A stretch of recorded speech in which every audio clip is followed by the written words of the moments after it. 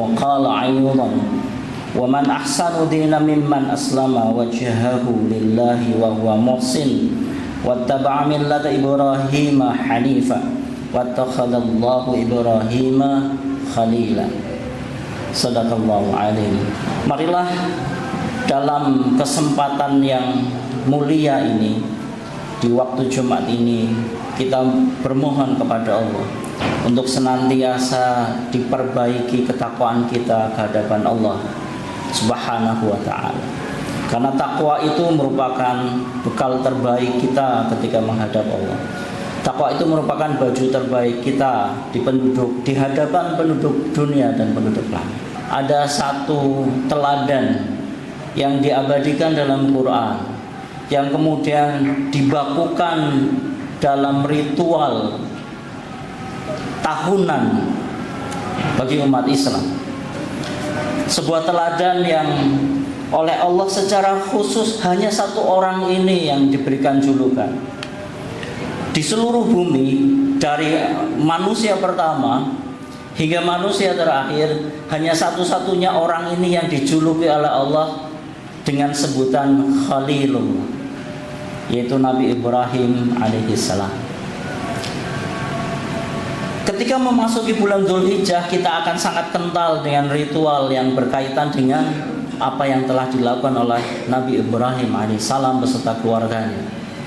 Ritual haji, ritual kurban, itu pada hakikatnya merupakan pengabadian syariat terhadap apa yang telah dilakukan oleh Ibrahim alaihissalam sebagai wujud penghambaannya kepada Allah Subhanahu wa ta'ala.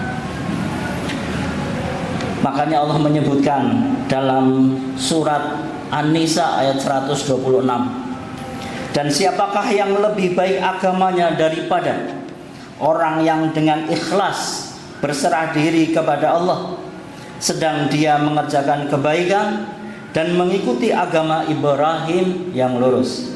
Dan Allah telah memilih Ibrahim menjadi kekasihnya, menjadi kesayangannya, menjadi Khalilullah. Sidang Jumat yang dirahmati Allah, ada beberapa hal yang perlu kita teladani dari sosok Nabi Ibrahim alaihissalam yang luar biasa, yang bisa kita aplikasikan pada saat ini. Yang pertama, Nabi Ibrahim alaihissalam adalah sosok manusia yang istimewa, yang memiliki semangat yang tinggi untuk memperjuangkan kebenaran, mencari dan memperjuangkan kebenaran. Kita bisa bayangkan Nabi Ibrahim terlahir dari keluarga penyembah berhala, di hadapan masyarakat yang juga menyembah berhala, di sebuah negara yang juga melakukan penyembahan terhadap berhala. Nabi Ibrahim alaihissalam kemudian berjuang, memperjuangkan tauhid di hadapan keluarganya, meskipun mendapat penentangan yang luar biasa dari keluarga.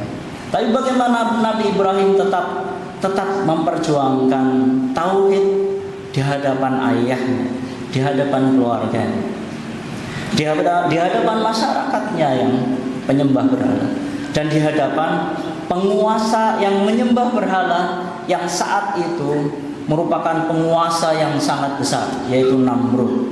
Jika kita mempelajari sejarah, maka ada Namrud itu atau Nimrod itu menjadi salah satu raja yang kekuasaannya sangat luas hingga mencapai 1/6 dunia. Kita bisa bayangkan Nabi Ibrahim menghadapi situasi yang seperti itu. Teladan yang pertama, bagaimana Nabi Ibrahim memperjuangkan kebenaran, yaitu tauhid, la ilaha illallah.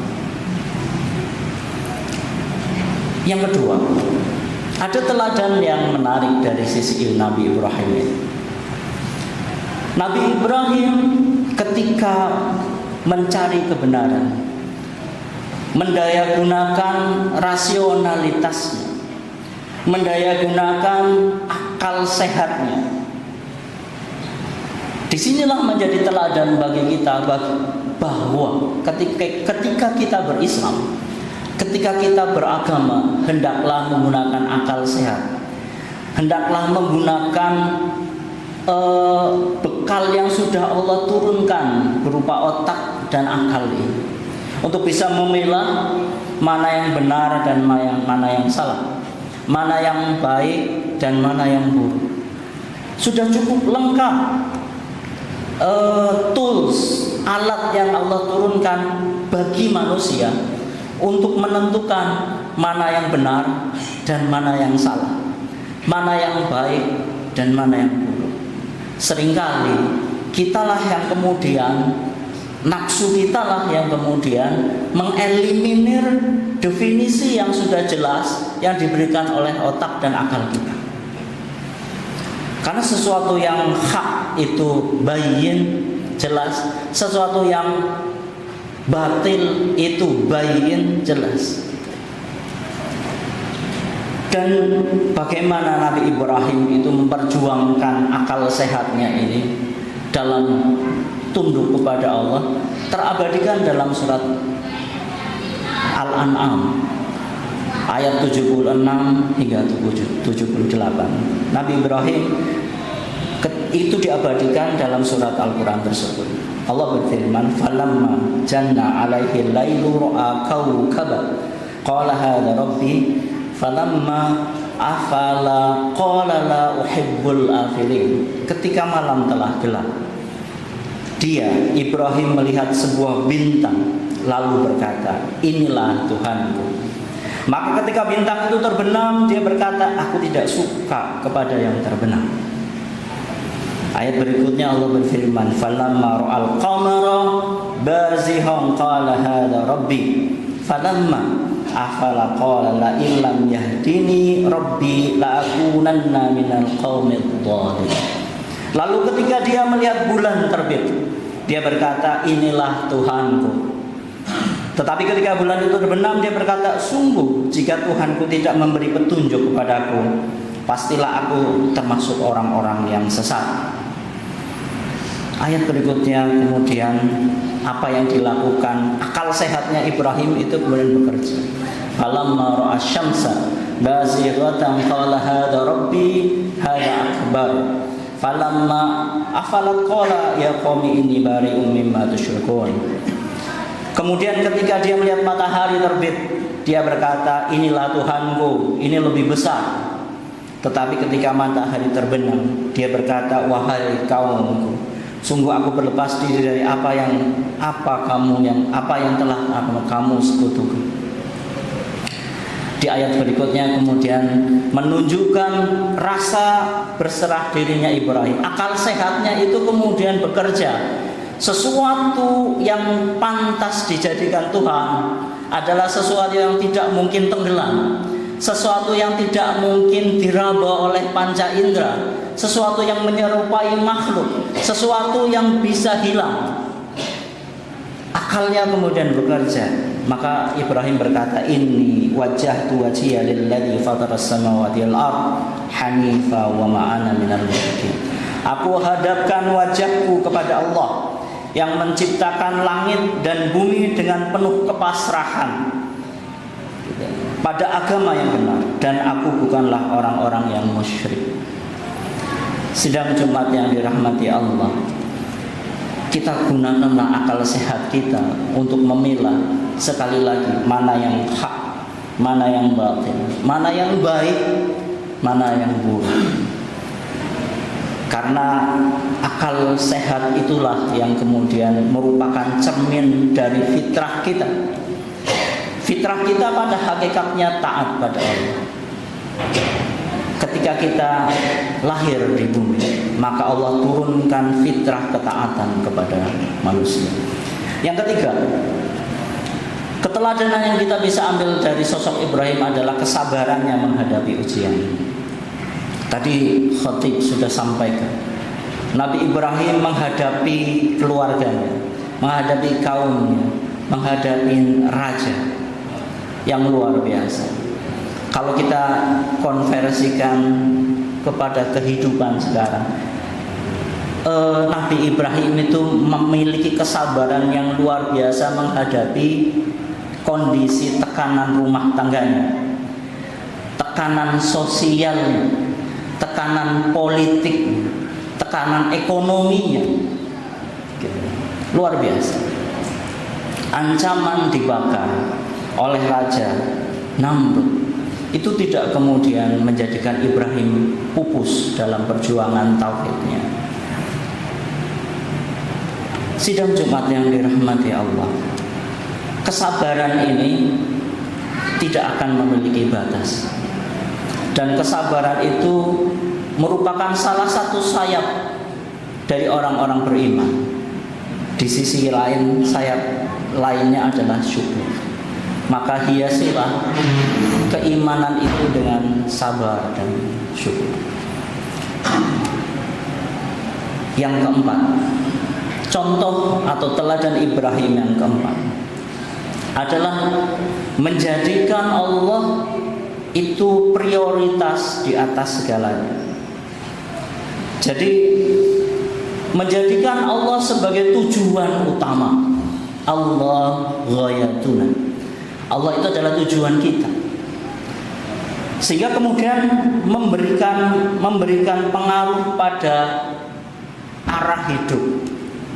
Kalau kita punya tujuan hidup, maka jalan hidup kita, bagaimana kita berjalan, itu akan diwarnai oleh tujuan itu. Jika kita akan pergi ke Sidoarjo, maka jalan yang kita tuju adalah jalan Ahmad Yani yang paling dekat. Kemudian kita tahu rambu-rambunya, itu ada di Aloha, ada di Gedangan, ada di Puri Surya, ada di begitu ya. Sampai kemudian kita sampai masuk kota, melewati flyover. Seperti itulah kemudian gambaran tentang kehidupan kita. Ketika kita tahu tujuannya, kita tahu jalannya, kita tahu rambu-rambunya, maka kemudian kita akan berjalan mengikuti jalan yang sudah lurus tadi, dan kita menghindari rambu-rambu yang kemudian melarang kita.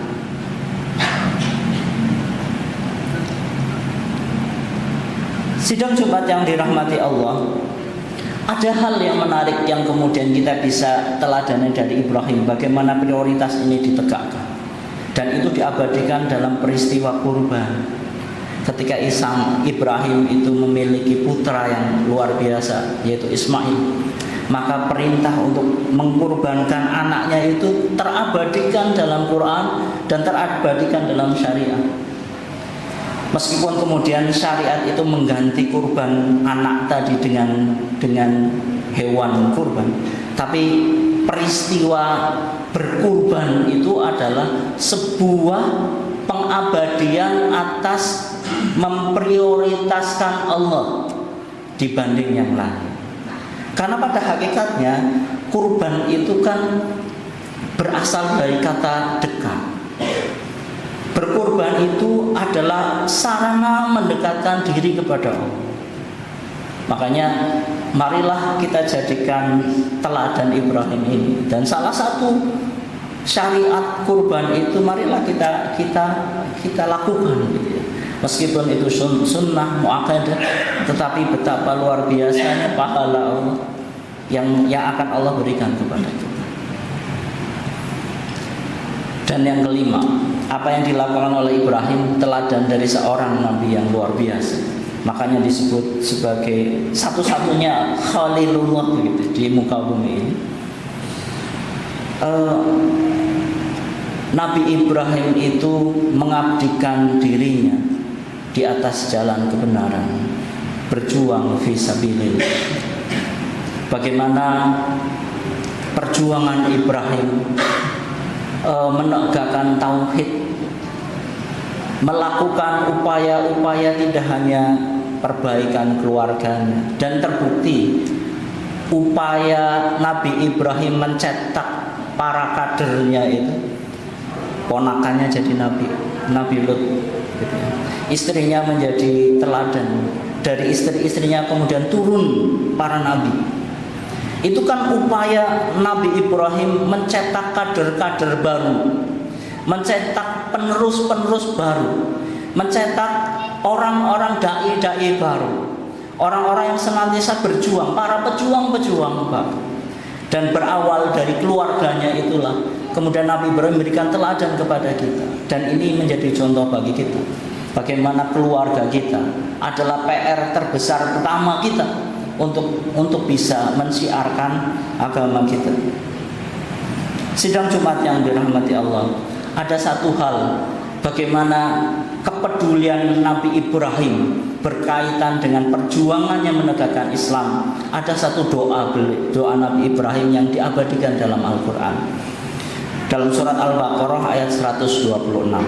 Wa idh qala Ibrahimu rabbi ij'al hadza baladan amina warzuq ahlahu minats thamarati man amana minhum billahi wal yawmil akhir qala man kafara fa ummatuhu qalilan thumma taruhu ila adzabin nar wa bi'sal masir. Dan ingatlah ketika Ibrahim berdoa, ya Tuhanku, jadikanlah negeri Mekah ini negeri yang aman dan berilah rezeki berupa buah-buahan kepada penduduknya, yaitu di antara mereka yang beriman kepada Allah dan hari kemudian. Dan Allah berfirman, dan kepada orang yang kafir akan aku beri kesenangan sementara, kemudian akan aku paksa dia ke dalam azab neraka, dan itulah seburuk-buruk tempat kembali. Nabi Ibrahim itu punya tanggung jawab meneruskan estafeta pejuang tauhid ini, sehingga kemudian berdoa supaya negerinya aman, supaya negerinya tetap beriman kepada Allah Subhanahu wa taala.